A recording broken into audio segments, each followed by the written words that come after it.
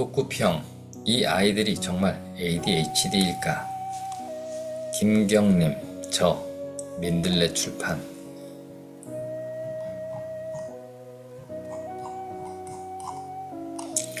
발췌, 저술 이유. 약 먹으면 큰일 난다거나 약 먹을 필요가 없다가 아닙니다. 고혈압이면 약을 먹어야죠. 그런데 고혈압이 아니라 불면증이면 어떻게 하겠냐는 겁니다. 아이가 밤마다 잠 못 자고 보챈다고 1년 365일 수면제 먹여 재우는 거냐, 그 얘기입니다. 생명과 안전이 위협을 받는다면 약을 먹여야 합니다. 하지만 수업에 방해가 되고 학습 진도를 못 따라가고 친구들과 잘못 어울리고 교사나 가족을 힘들게 한다는 이유로 약을 먹여서는 안 됩니다. 무엇보다 사회적인 이유로 타인의 결정에 의해 항정신성 약물을 먹여서는 안 됩니다. 존경하는 저자의 태도. 나는 아이를 고쳐야겠다는 생각을 버리고 아이에 대해 더 잘 알고 이해하려는 노력을 했다. 내가 아이와 같은 편이 되자 아이는 생각했던 것보다 훨씬 빠르게 본래 자기 자신을 찾아가기 시작했고 놀랄 만큼 적극적이고 능동적인 협력자가 되었다. 대상이 아니라 주체가 되었고 엄마와 동지 같은 관계, 협력자의 관계가 되었다. 시선 차이. 초등은 ADHD, 중등은 교실 붕괴, 고등은 교권 실종.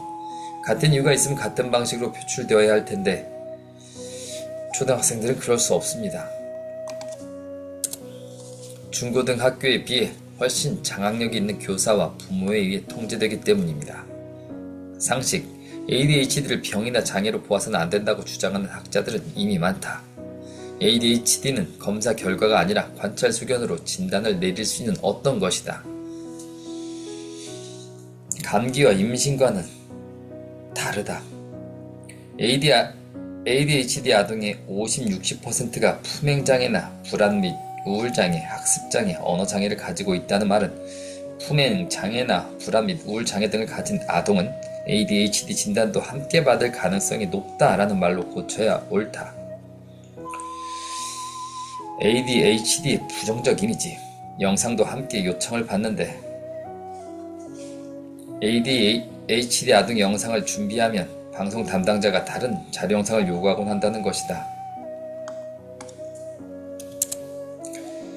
이렇게 아무렇지도 않은 동영상을 내보내면 그림이 안 나온다는 게 이유였다고 한다. 치료 고찰. ADHD 약물 치료라는 말은 쓰지 말아야 한다. 약을 먹으면 병이 낫는다는 말처럼 들리기 때문이다. 암페타민. ADHD 치료제 성분, 합성 마약류와 코카인과 같은 급으로 취급한다. 미국에서는 안 먹은 약을 몰래 모아서 암거래를 통해 마약으로 복용하는 수요가 실제로 있다는 얘긴데, 그렇다면 이 약을 먹으면 마약 복용의 효과가 나타난다는 얘기다.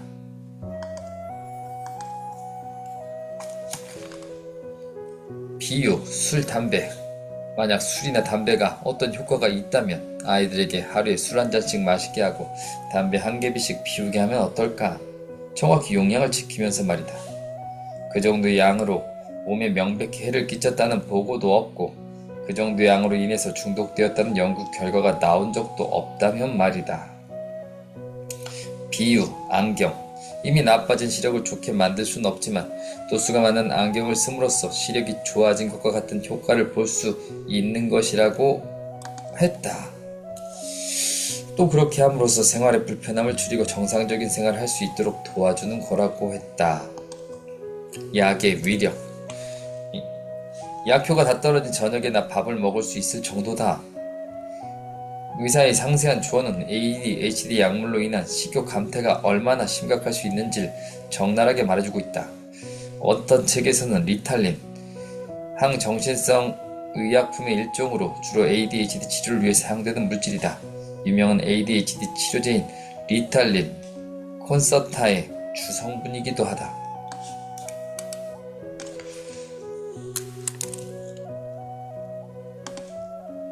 그 외에도 페로스핀, 메디키넷, 메다테이트, 비스펜틴, 콘테머, 페니드 등도 있다.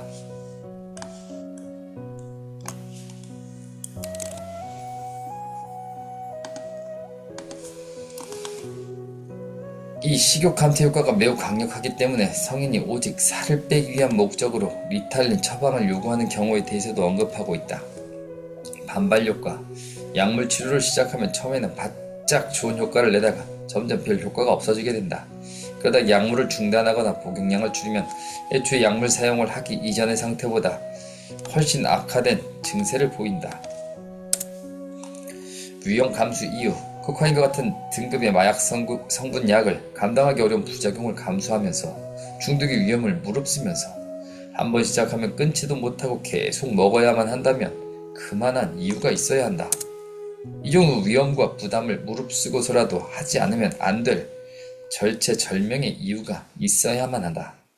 문제점 정리. 학교와 공부방 선생님들 의견을 종합해보면 들이가 힘들어하는 건 크게 세 가지였다. 첫째, 글씨 쓰기와 문제 풀기. 둘째는 또래 아이들과 어울리기. 셋째는 일거수일투족 평가받고 통제받는 시스템이었다. 학교라는 게 이 세 가지 외에 뭐가 있나? 결국 학교 생활 자체가 힘들다는 얘기다. 공감. 학교에서 이런 문제가 있다더라는 얘기를 주변 사람들에게 하면 이런저런 충고를 한다. 이런 소리를 듣다 보면 정작 관심을 집중해야 할 아이는 뒷전이 되고 남들한테 좋든 나쁘든 이러쿵저러쿵 말을 듣는 것 자체가 스트레스가 된다. 그래서 누가 뭐라 하는 소리를 듣기만 하면 집에 와서 아이를 잡는 게 일상사가 돼버렸다. 버릇 고치기. 동물의 세계에 적용되는 그 힘과 논리, 서열과 복종의 원리가 은연중에 부모, 자식, 교사, 학생 관계를 연상시키며 빗대어지는 것 같아 마음이 불편하다. 방송의 진실. 몇 주 만에 아이의 모든 문제들이 해결되지는 않는다. 그건 편집된 화면이 보여주는 장면들일 뿐이다. 실제로는 그렇게 간단하지가 않다. 불편한 진실. 학부모인 내게 보이는 무시와 짜증이 이 정도라면 트리가 평소에 직접 받는 것은 어느 정도일까? 눈물 나는 다이어리 사건. 전학을 하면 보통은 적응하는데 어려움을 겪는다고 했는데 드린 오히려 전학을 하고 나서 학교 생활을 잘했다. 왜 늦었니? 한 번만 물어봐 주었으면 얼마나 좋았을까. 초등학교 1학년짜리 아이한테 조금만 더 친절하고 우호적인 분위기가 돼주면 안 되나? 학교는? 저자의 태도 변화. 전에는 아이 잘못을 꼬치꼬치 짚어줬다. 이제는 너도 그럴 만한 이유가 있었겠지 라고 해줬다. 아이가 말하는 이유에 대해선 옳으니 그르니 평가하지 않고 그냥 들어주기만 했다. 해결의 첫 단추. 나는 이 세상이 다 같은 편이고 너만 다른 편이야 라고 몰아붙이는 환경 속에서 최소한 너한테는 엄마가 있어. 엄마를 붙잡아 라고 말해줄 필요가 있겠다고 생각한 건데 이건 정말 잘한 일이었고 제대로 방향을 잡은 거였다. 존재 부정. 아이 언어로 말하면 내가 없었으면 좋겠어. 내가 아니고 다른 아이였으면 좋겠어 라는 뜻이다. 이건 아이에겐 본능적으로 자신을 보호할 다른 방법을 찾게 할 만큼 위협적이고 충격적인 일이다.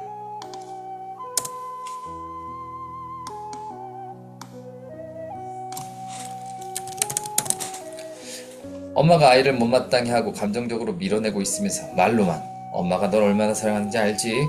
하는 것은 아이에게 혼란만 줄 뿐이고 엄마와 감정적인 거리를 더 생생하게 느끼게 할 뿐이다.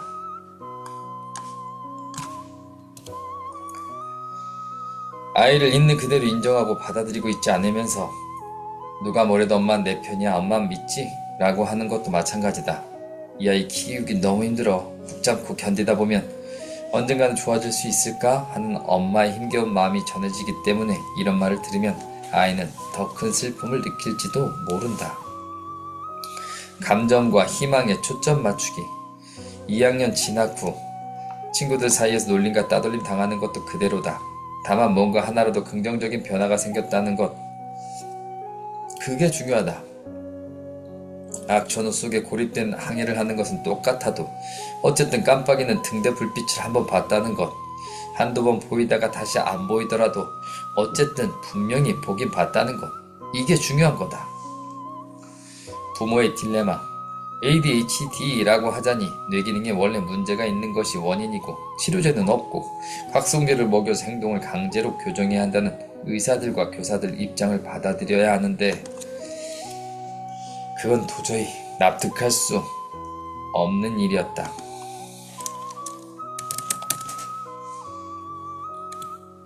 ADHD가 아니라고 하자니 우리 애가 왜 다른 아이들과 다른지를 설명할 수 없었고 너무나 분명히 다른 아이들과 달랐다. 특별한 재능, 창의성, 사람에 대한 직관력, 정서적 민감성, 살아있는 것과의 교감, 높은 에너지 수준이다. 남들보다 뛰어난 특별함이 있기 때문에 이 사회에서 오해받고 고통을 받고 있다. 호노스앱. 만약 ADHD라고 하면 진단받은 어떤 아이에게서 창의성이 발견되지 않는다면 아마도 그 아이는 ADHD가 아닐 것이라고 했다. 미국의 어느 대안학교 교사. 행동보다는 언어로 의사 표현한 것이 낫다. 왜 꼭 그래야 돼요? 그건 왜 그런 거예요? 라고 자꾸만 교수에게 묻는다. 그럴 때마다 불이익을 받게 되니까 나중엔 묻지도 않고 제 맘대로 해버린다. 교사가 시키는 대로 하지 않고 자기 방식대로 해버린다.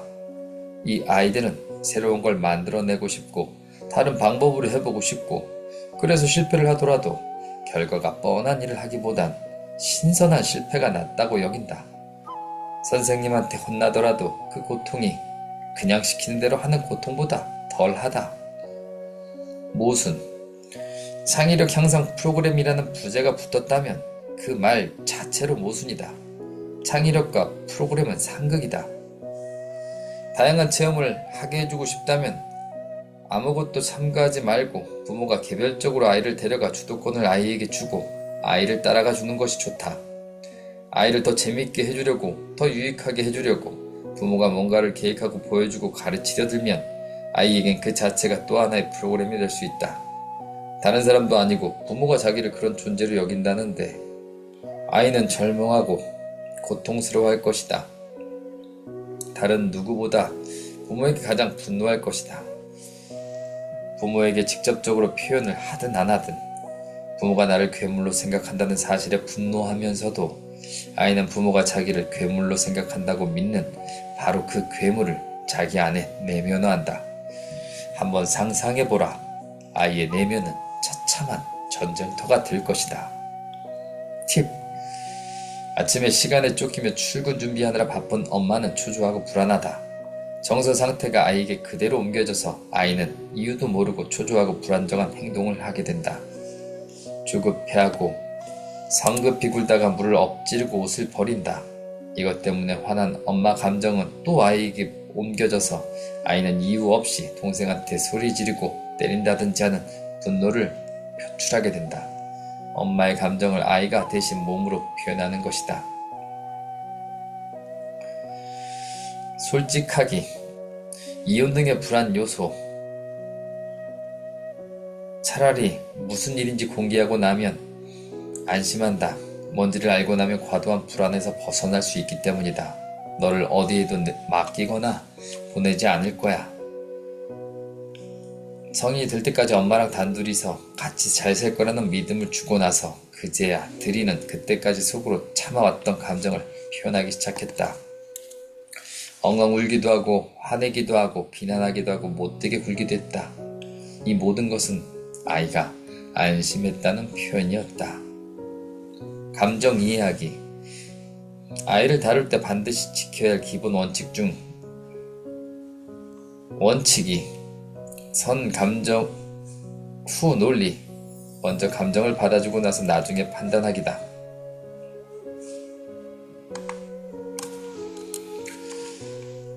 부모들은 아이 분위기가 뭔가 심상치 않으면 속상해? 화났니? 라고 묻지 않고 대개 무슨 일이냐? 하고 묻는다. 그리고 전후 사정을 파악하기 위해 이것저것 꼬치꼬치 묻는다. 이 과정에서 벌써 엇나가기 시작한다. 부모는 객관적인 상황을 알고 싶은 것이고 아이는 감정이 아직 처리되지 않았다. 부모는 아이가 느끼고 있는 감정이 정당한 것인지 아닌지를 판단하려 한다. 아이는 이미 그 감정을 느끼고 있는데 무조건 아이 감정을 받아주면 분별 없는 아이가 될까봐 부모는 잘잘못을 가려주려고 한다. 그러나 현재 느끼고 있는 감정이 해소되지 않은 상태에서는 아이는 잘잘못이 가려지지가 않는다. 부모가 자기 감정을 인정해주지 않고 있다는 것에 집중한다. 이미 느끼고 있는 감정을 어쩌란 말인가.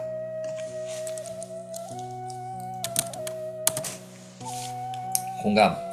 ADHD라는 소리를 듣는 아이들이 교실 수업에 집중하기 어려워하는 건 이 아이들의 집중력 문제가 있어서가 아니라 교실 위주의 학교 수업이 아이들 관심 분야를 전혀 다루고 있지 않기 때문이다.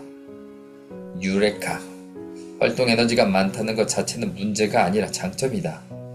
어른 세계에서는 명백한 장점으로 작용하는 데 반해 아이들에게는 그렇지 못한 것은 두 가지 이유다. 아이들이 두 가지를 갖출 수 있다면 어른들과 마찬가지로 높은 활동 에너지를 명백한 장점으로 활용할 수 있게 될 것이다.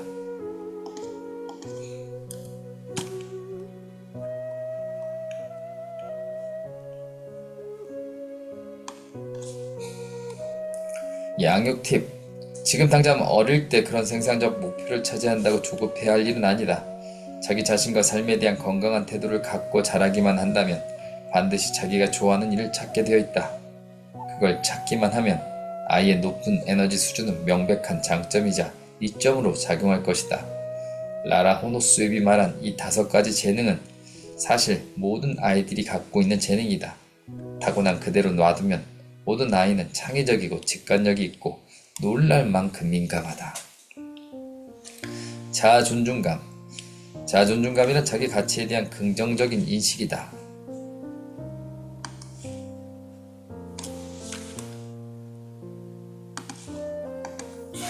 자존감이 높은 사람은 자기가 다른 사람보다 특별히 우월하다거나 열등하다고 느끼지 않는다. 다른 사람을 무시하거나 자기가 다른 사람보다 우월하다는 식으로 허세를 부리는 것은 자존감이 낮은 사람이 자각으로부터 자기를 보호하기 위한 방편으로 취하는 태도다. 자기 효능감. 내 삶을 내가 어떻게 해볼 수 있을 것 같다는 신념이나 태도다. 내 삶의 주도권이 나한테 있어서 내가 노력하기만 하면 내가 원하는 방향으로 삶을 끌고 갈 수 있을 것 같다는 생각이다. 어차피 안 될 텐데 라는 생각과 반대다는 사고방식이다. 공감. 인류는 600만 년 이상 수렵 생활을 해왔고 그 600만 년 동안 사냥꾼 기질이란 특성은 우월한 것으로 인식되었다. 인류가 농경생활을 시작한 건 불과 1만 2천 년 전부터다. 이제 우리 중 누구도 우리가 받은 교육을 그대로 자식에게 적용해서 그것이 성공할 거라고 장담할 수 없게 됐다. 부모로서의 반성. 부모가 어떻게 키웠기에 애가 이 모양이냐? 이런 비난을 받지 않으려고 교사에게 동조하는 것인데 바꿔 말하면 나는 괜찮은 부모인데 아이가 원래 문제가 있다라는 말이 된다. 어떤 패러다임에서 보느냐에 따라 그 권위는 효력이 있을 수도 있고 전혀 없을 수도 있다. 문제 행동 고찰. 부모까지 자기를 열등하고 이상한 아이라고 생각한다면 아이는 그 사실을 받아들여야만 하는데 그 사실을 받아들이기 고통스러우니까 부주의, 산만함, 무관심, 무기력, 과도함, 움직임 같은 행동으로 회피하기 전략을 쓰는 것이다.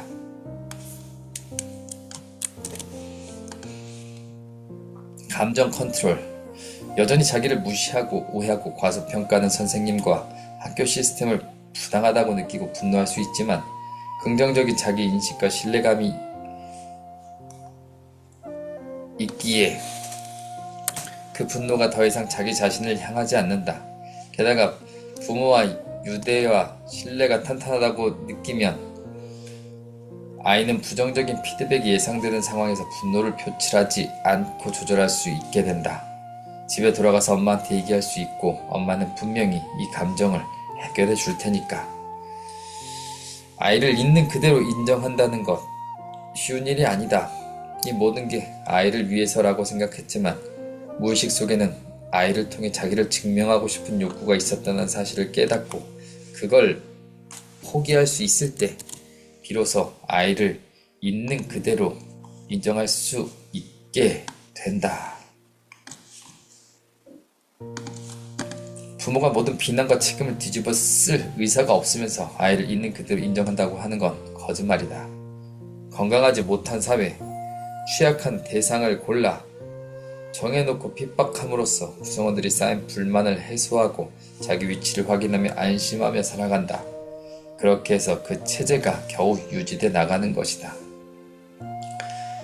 계산, 단지 낙오됐을 때의 불이익만 있는 그 훈련을 꼭 해야 할까? 나는 학교를 마치지 않은데 따르는 불이익보다 학교를 계속 견디면서 다녔을 때의 피해가 훨씬 더 심각하다고, 그리고 크다는 결론을 내렸다.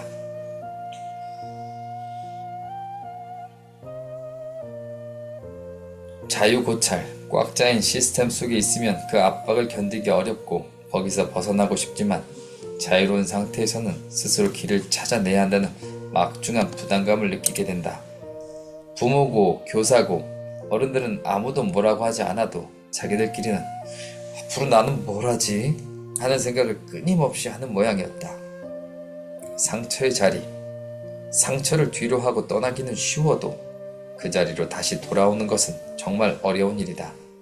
상처가 깊었던 그 자리로 돌아가서 자기를 증명하고 싶었던 것 같다. 감동적인 장면. 대안학교에 있는 동안 몸에 익은 자기 존중, 그리고 인간에 대한 호의와 신뢰, 갈등 해결 능력 덕분에 드리는 새로 적응해야 하는 새내기가 아니라 오히려 친구들 사이에서 중재자 역할을 했다. 드리는 자기가 한 노력까지 실패로 여기진 않았다. 지난 1년 동안 자기 스스로 생각해도 그보다 더 열심히 할 수 없을 정도로 열심히 했기 때문에 아쉬움도 없고 후회도 없다고 했다. 애는 원래 한번 아프고 나면 쑥 큰다 하시더니 정말 그렇다. 문제에 가려져 있던 재능 스위치, 예중 입시를 치르면서 얻게 된 자신에 대한 신뢰와 존중은 드리가 원래 가지고 있던 재능을 필요로 할 때 자유자재로 쓸 수 있게 해주는 스위치 역할을 한 것 같다. 대안학교 시절에는 내 그릇을 발견했고 입시를 치르면서는 그 그릇을 어떻게 사용하는 건지 사용법을 알게 된 것 같다 하고 말한다. 놀다. 깊은 반성과 결심. 엄밀히 말해 잠시 풀려나 있었을 뿐이다. 대놓고 놀고 출장 놀고 맘 놓고 놀아야 노는 거지. 놀도록 허락된 것은 노는 게 아니다. 그래서 놀아도 논 것 같지가 않은 거고, 그래서 끝없이 놀기만을 갈구하는 거다. 물론 아이를 마음껏 놀게 해준다는 것이 부모로서 결코 쉬운 일이 아니다. 아이들이 공부를 해야 한다는 걸 알면서도 실제로는 하지 못하는 것처럼 부모들도 아이를 가만 놔둬야 한다는 걸 알면서도 그렇게 하지 못한다. 마음껏 놀게 놔두기로 한 마음을 먹어도 얼마 지나지 않아 마음껏 노는 건 좋은데 게임은 하루에 1시간만 하라든지, 아무리 그래도 어쩜 그렇게 책 한 줄도 안 읽느냐든지, 최소한 학교 숙제는 해가야 한다든지 하게 된다. 아이를 마음껏 놀게 놔두라는 건 아이로 하여금 노는 데 대한 죄책감과 불안에서 벗어나게 하는 것이 핵심인데, 그 핵심에는 도달하지 못하고 이만큼 놀게 해줬으면 됐지 하고 금세 원점으로 돌아가게 된다. 드리를 마음껏 놀게 해준 것이 아니라 드리가 마음껏 노는 것이 정말로 좋았기 때문에 가능했던 것 같다. 아이는 무슨 밀린 숙제 하는 것처럼 그동안 못 놀았던 것, 그동안 누리지 못했던 기쁨, 행복, 만족감을 압축해서 다 누리고 즐기는 듯했다. 노는 게 얼마나 심심했으면 공부하는 게 재미있고 신기한 일이 돼버렸을까. 노는 게 지겨워 몸부림을 칠 때까지 놀게 하는 것의 효과는 확실하다. 비겁한 어른, 그리고 어찌 보면 본능. 고등학생은 다루기가 만만치 않으니까 가만 놔두는 거고, 초등학생은 만만하니까 가만 안 놔두는 거다. 약물치료 반대 이유. 첫째, 일시적인 효과만을 목적으로 하는 약이고, 따라서 근본적으로는 결코 아이에게 도움이 되지 않는 약이기 때문. 둘째, 코카인과 같은 등급으로 분류될 정도로 위험한 마약류의 각성제이기 때문. 셋째, 식욕, 수면욕 등 생물적 본능에 속하는 욕구를 방해하는 약이기 때문. 본능적 욕구를 약물로 억압하는 건 가장 비인간적인 폭력이다. 성폭력 범죄자에게 화학적 거세를 하는 것도 비인간적인 처사로 논란이 되는데, 학교 생활에 문제가 있다는 이유만으로 아이들에게 이런 약을 먹이다니. 넷째, 몸에 좋은 약이라고 해도 몇 년씩 장기 복용하는 것은 결코 좋은 일이라 할 수 없는데, 하물며 중추신경을 자극하는 각성제를 그렇게 오래 먹일 수는 없기 때문. 다섯째, 아이 자신의 건강이나 생존에 필요해서가 아니라 사회와 학교, 부모의 사회적 목적에 맞게끔 아이의 신체에 약물을 투여해서 인위적인 작용을 일으키는 것은 한 인간으로서의 아이의 존엄성과 주권을 침해하는 일이기 때문. 부모의 대단한 열정의 결과물. 약물 치료가 아닌 해결 방법을 찾으려다 보니 원인을 파고들게 됐다. 그 결과 ADHD의 원인은 밝혀진 바가 없다는 것과 원인을 치료할 방법도 당연히 없다는 사실을 알게 됐고, ADHD를 병이라고 볼 수 있는 근거가 되는 어떤 연구 결과도 없다는 사실을 확인했다. 그렇다면 의사들은 무엇을 근거로 진단을 내리는 것인가? ADHD라고 진단을 내리는 데는 오로지 부모와 교사의 관찰 의견만이 근거가 된다는 사실과, 그렇기 때문에 너무나 쉽게 ADHD로 잘못 진단받을 가능성이 있다는 것을 알게 됐다.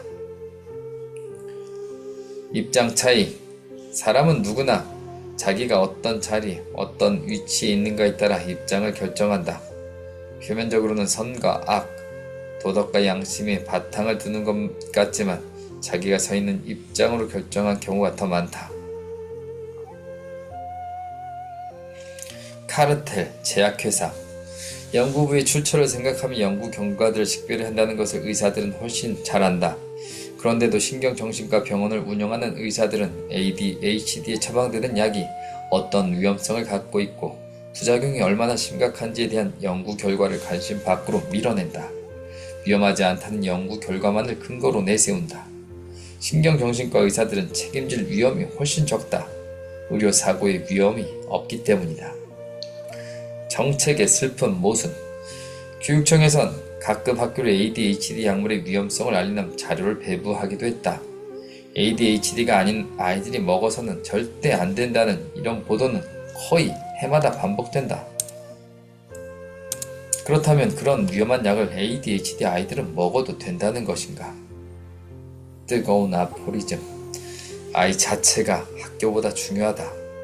학교가 언제나 아이보다 옳은 것은 아니다. 아이가 반드시 학교에 맞출 필요는 없다. 학교와 아이가 잘 맞지 않으면 아이에게 잘 맞는 학교를 선택하면 된다.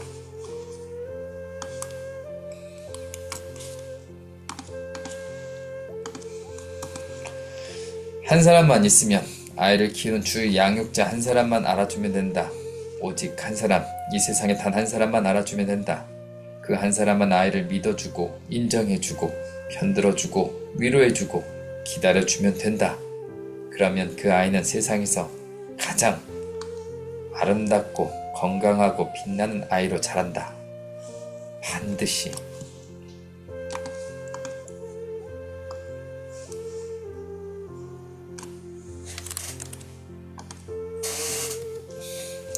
ADHD와 제약회사.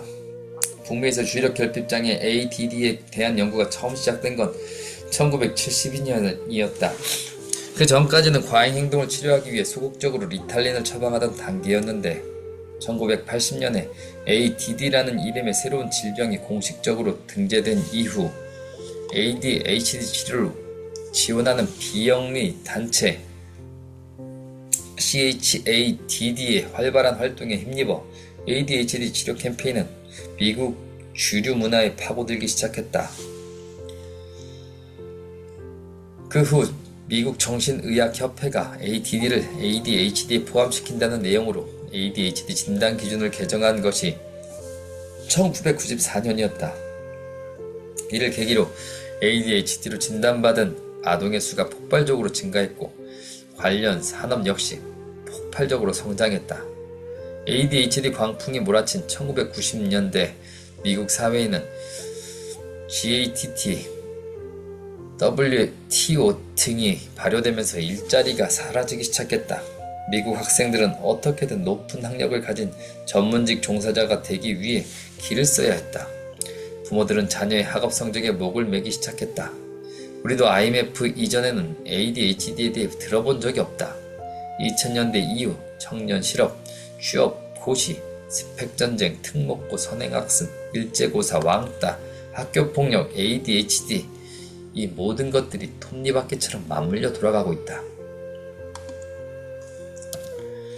양육자의 고움. 쫄지 마. 사람이 공포에 휩싸이면 판단력을 잃고 꼭 해야 할 행동을 못하고 반대로 해서는 안 될 행동을 하는 경우가 많다.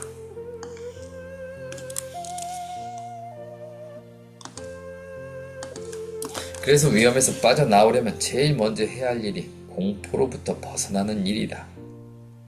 내가 지금 하는 행동이 목적에 맞게 다 있는지 아니면 오직 불안해서 이렇게 하고 있는지 잘 분별해야 한다.